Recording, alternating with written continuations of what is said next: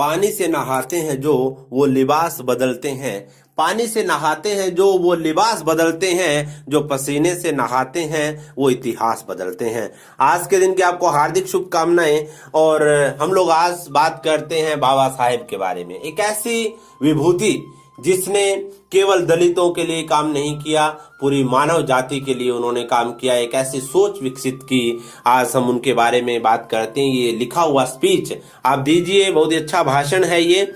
कि जीवन भर जाति के नाम पर सहा अपमान, फिर भी रच डाला देश का संविधान।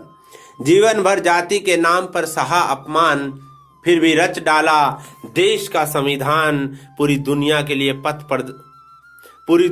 लिए पथ प्रदर्शक बाबा साहेब को कोटि कोटि प्रणाम।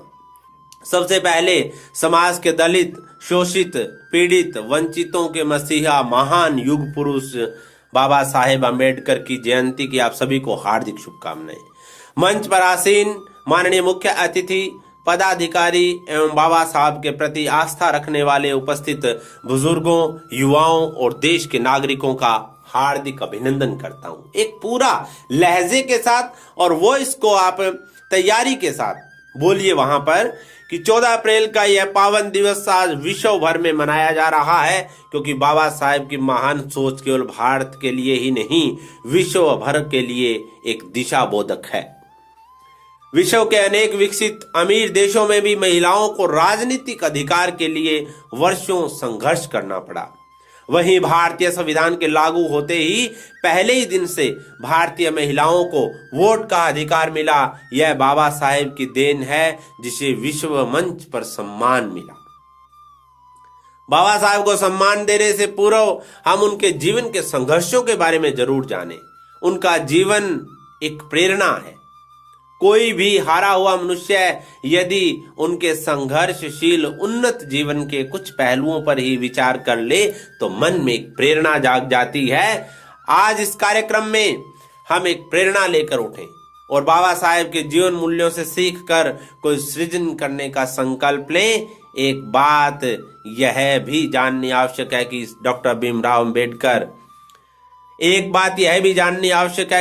भीमराव अंबेडकर को केवल दलितों, पिछड़ों का मसीहा कहकर उन्हें छोटे दायरे में ना समेटें।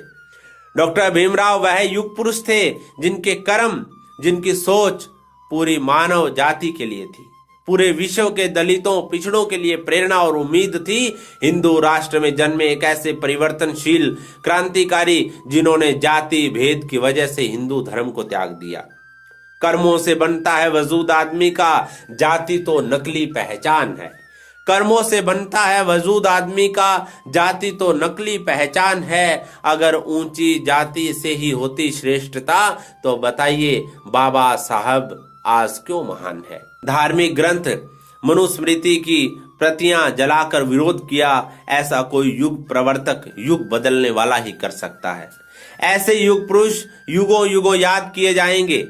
भारतीय संविधान में बाबा साहेब की आत्मा बसती है। भारतीय लोकतंत्र की बुनियाद बाबा साहेब की दृढ़ विचारधारा पर टिकी है। आओ मिलकर आज हम संकल्प लें कि हम उनके जीवन को आदर्श बनाएं, अपने पुरुषार्थ से समाज निर्माण में अपना योगदान दें। अंत में 2 पंक्तियों के साथ अपनी वाणी को विराम देता हूं।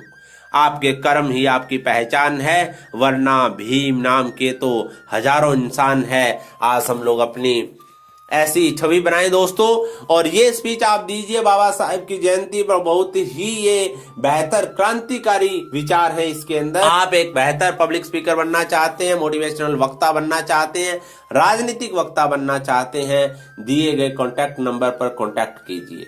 धन्यवाद।